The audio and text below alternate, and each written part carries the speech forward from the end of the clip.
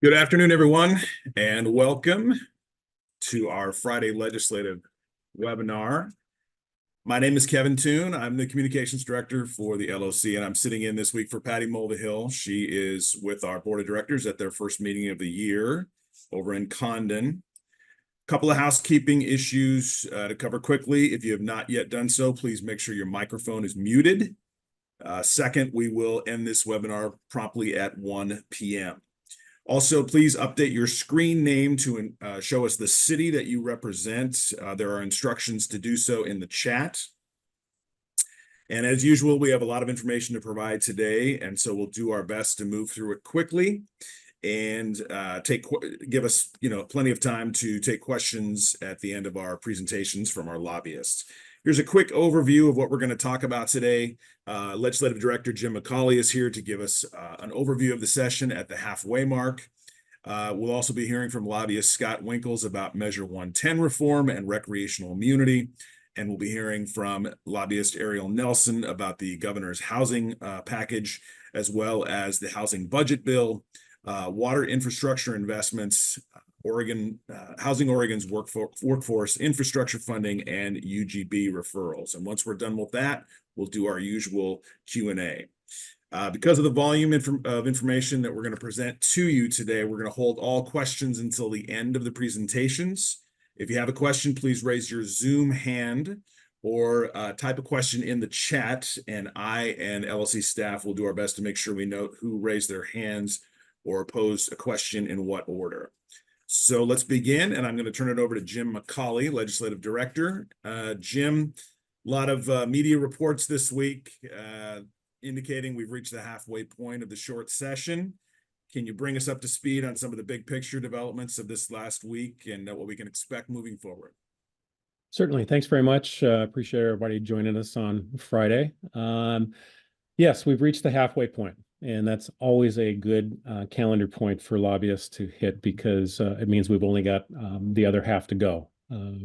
So at this point, we've got a number of things that are taking place in session, one of which will be I'll say the second chamber deadline, which comes into play on Monday of next week. So basically any bill that has not had a work session scheduled by Monday in that second chamber is effectively dead. There's always opportunities to bring some of that back, but it takes leadership and a number of people to get into agreement. So with what remains is still have some policy decisions out there. And as we get kind of past next week, it's really going to set in more of a pathway for a lot of budget conversations and trying to finalize how much money is going to be spent in a variety of different programs and things of that nature. So for us as an organization, I'll just say in general, we're in a pretty good place. We've got a number of really high profile issues that you're going to hear about today that are going to be really important going forward here over the next couple of weeks to make sure we can get them across the finish line. And as always, I always appreciate the involvement that everybody has had with their state elected officials. We really appreciate that advocacy. It's incredibly helpful for our overall work that takes place in the building. So continue to pay attention to those member alerts that come out and make sure that you continue to engage with your state elected officials on this final half of this short session. So with that, I'll turn it back to Kevin. Thank you, Jim. And let's just continue down the agenda. Scott Winkles is joining us. Scott is our lobbyist for our general government portfolio, and he's going to be talking to you about Measure 110 reform and recreational immunity. Scott? Thank you, Kevin and Jim. I'm going to differ a little bit with our ledge director's take that we're at the halfway point of the session. I like to think of this as a marathon, and of course, you're halfway through at the 20th mile. So we do have quite a bit to go, work to do, and it's going to be a little frenetic. But as I'm sure you've all seen from news reports and some of maybe some our communications, there is, I won't call it a deal, I will call it an agreement in concept for a Measure 110 reform package. The co-chairs of the Addictions Committee have gone on record with reporters to sort of outline the parts of it. And I think when we talk to our coalition members, the chiefs, the sheriffs, the DAs, other parties, we're looking at it and we're taking yes for an answer. And we think that this plan largely accomplishes our overall goals that were outlined in the 11 recommendations that were issued by our group back in October, gets there in a couple of different ways. And I'll go through a few of those right now. I know we're trying to get through a lot of information on the call, so I won't go through all 135 pages of the amendment, but the highlights are that possession of controlled substance would be recriminalized at an unclassified misdemeanor level. That using the UMIS designation allows the legislature to prescribe specific sanctions to that offense. It's a maximum 180-day sanction, but those 180 days are what we call at the back end. And so for the most part, an individual who may have a charge wouldn't go inside for the 180 days unless they were revoked or failed diversion or were made themselves uneligible for conditional discharge so it is not a incarceration first model by any stretch of the imagination, but it does allow officers to intervene. It gives them probable cause or a governmental interest to seize narcotics that they encounter in their work or their view in public, and it also creates the option for a pre-booking jail diversion or deflection program. I think there's been a lot of communication this week about letters that are being circulated within counties. We do ask that your cities take a look at those and in consultation with your local partners, consider signing those letters. What those letters do is they don't commit anybody to any action other than being willing to work with partners to develop a local deflection program as an intervention, as a sort of an intermediate intervention between an arrest and or simply letting it go, which is kind of what we have now.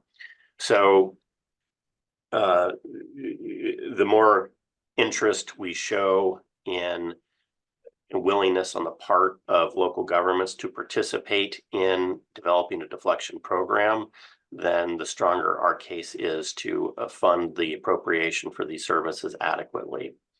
And for the city role in this, it could be something as simple as working with partners to develop a protocol for when an officer should deflect or when they should pursue with the charge.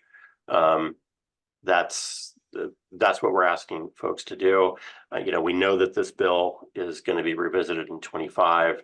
No 135 bill ever produced didn't get a tune-up in the following session, but that's where we're at. The other aspects of the bill that are important to us are sentencing enhancements for people who deal to vulnerable populations, expansion of the detox stabilization hold from 48 hours to 72. We fixed the Boyd-Hubble problem. Boyd and Hubble are court cases that make it very difficult for police and prosecutors to pursue drug dealing when they find large amounts and even financial records that indicate dealing, but don't actually witness the act. So there's plenty of stuff in this bill that is completely in line with our original recommendations. And our guidance from our Ledge Committee and based on the principles that were passed, this is something the league is going to support moving forward. We expect the bill to be heard Monday night, provided the drafting can be completed, and then it'll go to we're not sure yet if it goes to Ways and Means or straight to the floor. So a lot of work left to do, but we do have an agreement. I want to give credit. I'm sorry, I know I'm rambling here, but I want to give a lot of credit to Representatives Krupp and Lever and to Speaker Rayfield as well. I think everybody has come a long way from the positions that they staked out early in this process and have moved towards something that we can have that'll have local government, public safety support. So that is my 110 update. I'll go into recreational immunity. House Bill 1576A passed the Senate floor by a wide margin. I believe it was 25-2 plus with some absences. It's been referred to House Judiciary, and my understanding from conversations over in the building this morning, we expect that bill to be worked next week. So I think we're in good shape. We're vote counting the members right now. I think we will be sending out an alert for the House members later this afternoon for having members, or maybe Monday morning, to have members call their legislators ahead of the hearing and work session and floor vote. So it was a little hairy this week. The bill got out of committee, then we heard it was going to go back, and then there were some other things, and it's now safely out of the Senate and over into the House. So I'm feeling, I don't like to be too optimistic. It's a little off brand, but I think we're in pretty good shape. A quick follow-up, Scott. Do you expect, though, there to be more work on this issue and legislation related to rec community in the 25 session? Yeah, the bill does have a sunset on it, so and the reason for that are two things: is the cases, the Newport, and there's also a case in Portland. I believe the districts have a case as well, are all going through the courts right now, and so it's conceivable that the courts will side with the cities and districts, and we have a perfectly fine statute that we don't need to amend any further, or conversely, they could rule and we would have to come up with a more durable solution in the interim. And so, I understand the desire for a permanent durable fix, but this is a short session, and the timing, the way this issue sort of percolated, didn't lend itself to that. And getting the sunset out is pretty much how we got the bill out of the Senate. Got it. Thank you, Scott. Let's move now to Ariel Nelson. She's our lobbyist who covers housing, and she has several bills to talk to you about today. So I'm not going to delay that conversation any further. Ariel, take it away. You're also muted, by the way. Sorry, I thought I unmuted. Thanks, Kevin, and hi, everyone. I don't have major updates, but wanted to make sure folks were aware of what was going on with some of the main bills we've been tracking related to housing. Senate Bill 1537 is the governor's housing package. I shared last week that the big change last week was the bill was amended before it was moved to the Ways and Means Committee, and the major changes there are that the legislature chose to remove the proposed programmatic funding for infrastructure to support housing. The proposed $200 million investment was removed from the bill, and the legislature is choosing instead to focus on direct allocations this session to specific local projects, infrastructure projects to support housing. So that was the big change last week. This week on 1537, we have seen a technical amendment that we were expecting that makes some needed technical fixes. And we are hearing that Senate Bill 1537 will get a hearing in Ways and Means on Tuesday of next week, as well as Senate Bill 1530, which is what we expect to be the housing budget bill or investment bill. There are a number of investments proposed in there, including $65 million to keep existing shelters operating and open, keep them from closing this biennium. And then I mentioned the individual allocations for local infrastructure projects. We are told to expect to see those amended into 1530. Right now, there's a line item in there for $100 million. So we expect the universe of those allocations to be around that amount. In terms of which projects are getting funded, we still don't know. We understand those conversations are ongoing, but we had a preview of kind of the top contenders or potential finalist projects in House Bill 4128, which we discussed last week, as well as House Bill 4134. 4128 is Rep. Gomberg, Helm, and McIntyre's bill that had a number of projects around $90 million, and 4134 was Representative Elmer's bill, the Housing Oregon's Workforce Bill. So again, we'll be looking for a hearing to get posted, likely Tuesday is what we're hearing in Ways and Means on both the Governor's Bill 1537 and Senate Bill 1530, potentially with some direct project allocations.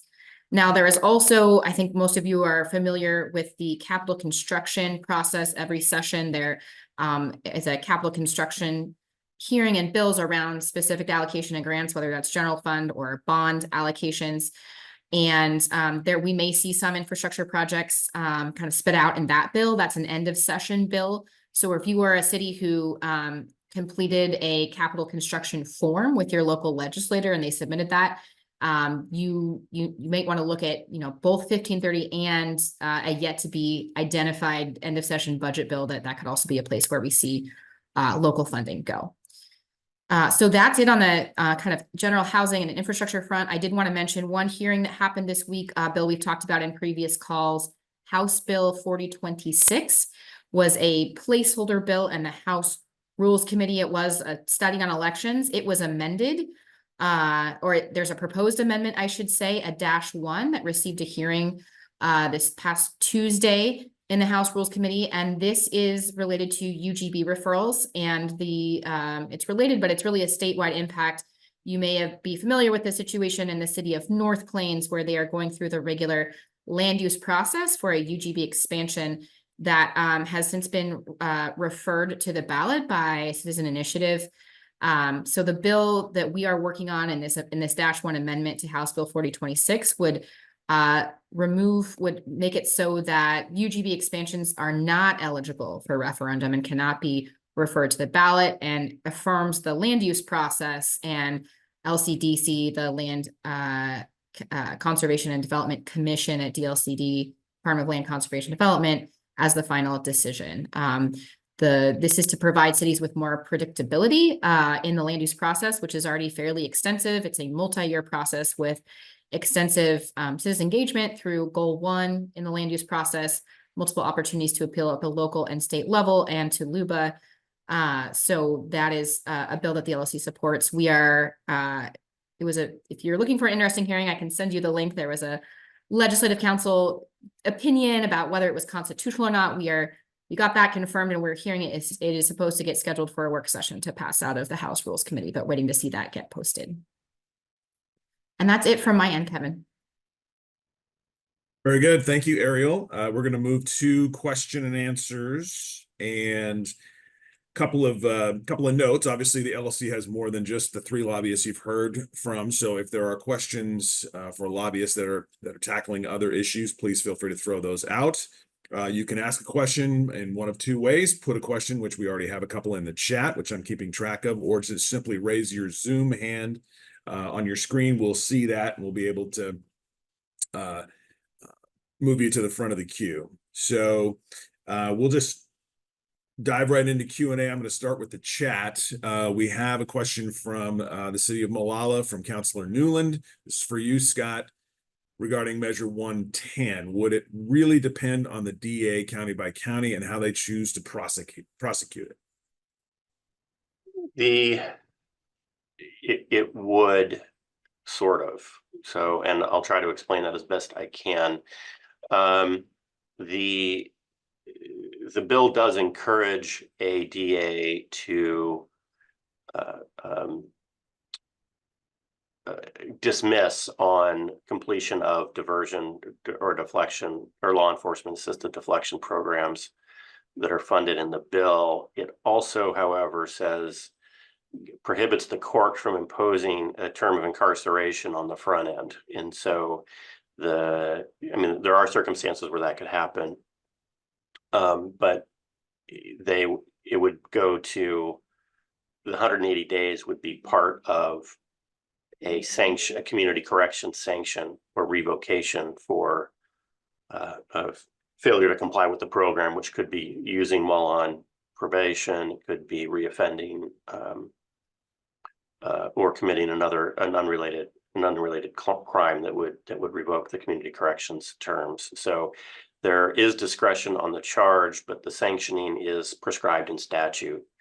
as well. So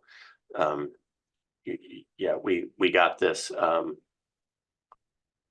We're still digesting all 135 pages, but for the details, and we would expect an additional technical amendment to come out. But that's where we are now. So there is discretion, but there also is some assurance that this really is being utilized in a way that moves people into treatment and recovery. Thank you, Scott. Quick reminder to our lobbyists too, as we're going through Q&A, please put your contact information in the chat in case folks want to reach out and contact you directly. Next question I'm seeing is from Jordan Parente in the chat, and that's also for you, Scott, repeating the community bill number. I have here in my notes that it's Senate Bill 1576. Looking to Scott to confirm that, but he's muted at the moment, so we'll wait with bated breath on whether Scott can confirm that bill number. But I do have it on a piece of paper in front of me, in officially writing that it's. Yeah, you're correct. It's well, it's 1576A because it did have an amendment, but Gotcha. Okay. And so yeah, that's the bill. We expect it on the calendar later today. Okay, Ariel, there are also questions here in the chat about direct city funding for infrastructure. It looks like you might be addressing these in the chat. Is that correct? Yeah, there's another one I can hit. So yeah, I'll just, for those who can't see the chat, if you're on the phone or something, Senate Bill 1530 is the main bill that we've been told to expect to see direct infrastructure allocations. But I understand, there's a possibility you will also see some, again, in the capital construction or end of session budget bill. I don't believe those bill numbers have been identified yet. If Lindsay or anyone else on the team knows and can correct me, feel free, but we will update you when we have a sense of what those bill numbers are. But there was also another question about, can you give us an estimated timeline when we can expect to see whether or not our projects are included in either of these bills? So I think I shared Senate Bill 1530, the housing investment package. I have heard that it will be scheduled Tuesday in Ways and Means. So that is maybe the soonest we would see that when the other bills, again, it's kind of a wait and see. So as soon as we hear that those are getting scheduled, we may hear some a heads up, or we may just see them get posted, and that's what we'll try and share those as soon as we can. And then another follow-up question related, so I'll just keep going if that's okay, Kevin. Should we still be watching House Bill 4128, or is that being replaced by the other bills mentioned? My understanding, what we've been told, is that any projects that are in 4128 if they are to get funded, they will be put into amended into Senate Bill 1530. We still track that bill 4128. But yeah, so that's what we've been told. Everything is subject to change in the legislative session, and it is moving very quickly because we are on that short session timeline. So sorry, I can't provide more certainty than that. Very good. We saw a question as well in the chat about the allocated money for the Hillsborough hops. Jim, do you have anything to offer there? Yeah, I can take that one. So two things on this. One, we don't actually physically, I'll say, jump in for advocacy for funding for an individual project or an individual community. We typically focus in on buckets, right? So we focus in on creating as much money as possible for economic investment, as an example, or into housing and infrastructure. The final decision on this funding for Hillsborough hops, at least what I understand, that's going to be made here in the next few weeks. I think the best outreach would probably be with the city of Hillsborough at this point in time to find out exactly where that's at. But ultimately, those final budget decisions, we'll start to see some clarity here, I'll just say effectively, over the last 2 weeks of session. Very good. Thank you, Jim. Let's go to Councilor Peter Hall from the city of Haines, who has his hand raised. Councilor Hall, go ahead. Yes, just want to see if there's any funding dealing with water contamination issues. You get in some rural areas, we've got that problem, and then we have to raise the money to deal with that issue. Is there any funding available that some of these small cities who are dealing with that can access? Help me out. If is this Michael's issue? Okay, I'm not seeing him actually. There he is. Hey, Michael. There. Yeah, happy to take that. There aren't any direct funding going on for that specific purpose. But I'm happy to chat with you, offline and kind of give you a lay of the land on that issue. All right, thank you, Michael. Okay.